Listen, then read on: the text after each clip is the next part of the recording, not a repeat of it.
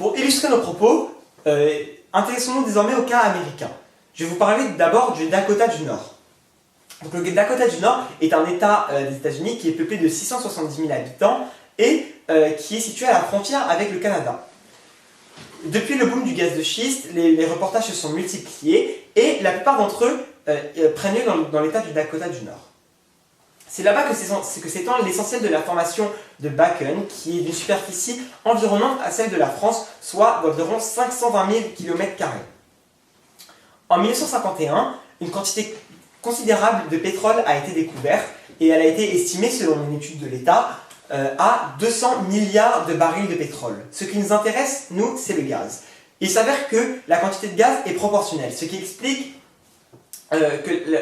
la production exponentielle de gaz de schiste qui a été exploitée. Donc en effet, on passe de 3 milliards de pieds cubes par an en 2007 à 203 milliards de pieds cubes par an en 2012. L'État qui somnolait à la 39e place des 51 États selon le classement du PIB par habitant passe en 2011 à la 10e place. Dans un article du Figaro, il est écrit « N'importe qui peut trouver un emploi bien rémunéré dans les 3 heures de son arrivée ». Le dynamisme que connaît l'État est du domaine du jamais vu. Une serveuse de la chaîne de restauration Applebee's déclare même gagner 300 $ par jour rien qu'en pourboire. Mais nous pouvons nous demander combien de temps durera cette ruée vers l'or. Donc maintenant, intéressons-nous à l'État du Texas. Donc le Texas est le premier producteur d'énergie des États-Unis. Puisque des gisements classiques y sont exploités depuis des années, il est le cœur de l'industrie pétrolière américaine. De plus, il abrite le siège social de nombreuses sociétés de ce milieu telles que Exxon, Halliburton ou ConocoPhillips qui font 250 milliards de chiffre d'affaires. Donc en fait, le Texas est le premier producteur de gaz et de pétrole et c'est également le siège des plus grandes raffineries.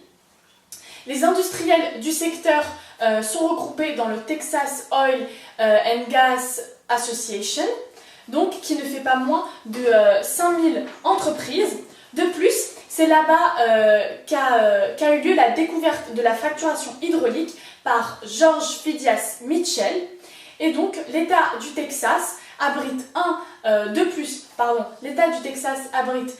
des plus grands gisements de gaz de schiste, qui est la formation de Barnett, bien moins étendue que celle du Dakota. Elle est quand même estimée à 2,5 milliers de milliards de pieds cubes de gaz récupérable, sachant qu'il y en a 10 fois plus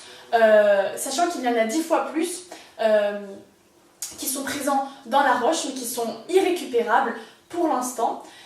Sachant qu'au début de 2013, le gisement produisait 6,8% de la production américaine.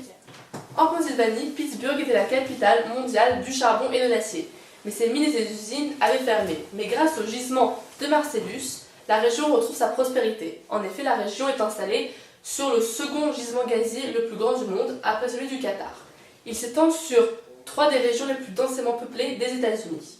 Mais comme la densité est plus importante, les perturbations sont plus fortes. Donc en effet, des centres de soins, des hôpitaux et des écoles sont situés à 3 km d'un forage.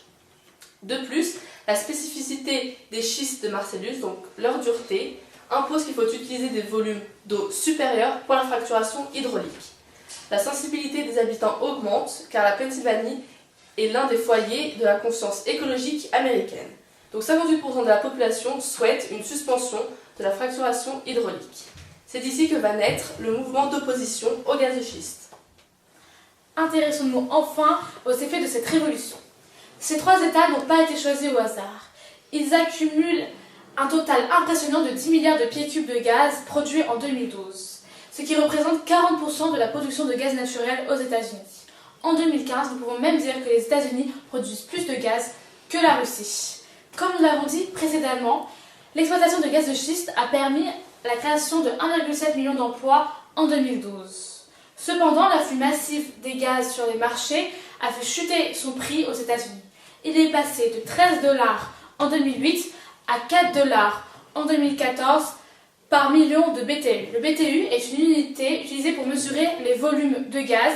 Ça correspond à 1054 joules. Au total, le gaz de schiste participerait à l'augmentation de 1% du PIB américain. De plus, il aurait permis le redémarrage de l'économie après la crise financière de 2009.